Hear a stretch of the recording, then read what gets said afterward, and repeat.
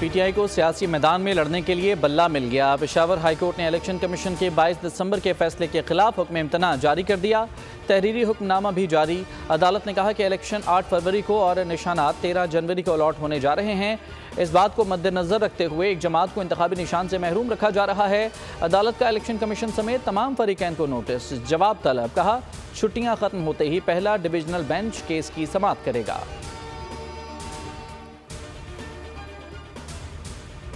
आम इंतखाबात 2024 के लिए बनाया गया EMS ने काम छोड़ दिया। रिटर्निंग अफसरान ने शिकायत के अंबार लगा दिए। बलूचिस्तान असम्बली के एक हल्के के RO का मरासला मंजर-ए-आम पर आ गया। इलेक्शन मैनेजमेंट सिस्टम 19 दिसंबर से अब तक सही काम नहीं कर रहा। रोज़मर्रा का काम मुतासर हो रहा है। इलेक्शन मैनेजमेंट सिस्टम पर 32 करोड़ रुपए खर्च हुए थे।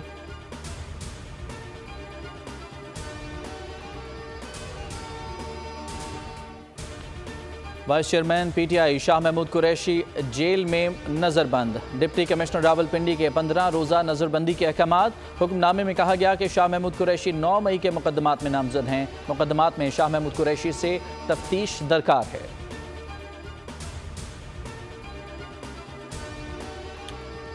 आम इंतखाबात की तैयारियां। कागजात नामजदगी की स्क्रूटनी का दूसरा रोज़। रिटर्निंग अफसरान के दफ्तर में दिन भर चहल पहल। नवाज शरीफ और मरियम नवाज समेत नून लीग के तमाम उम्मीदवार क्लियर करार। आसिफ जरदारी, बिलावल भुट्टो, शेख रशीद के कागजात भी मंजूर। खुर्शीद शाह, अमीन उल हक, लतीफ़ खोसा, चौधरी निसार के फॉर्म भी दुरुस्त करार। जांच पड़ताल 30 दिसंबर तक जारी रहेगी।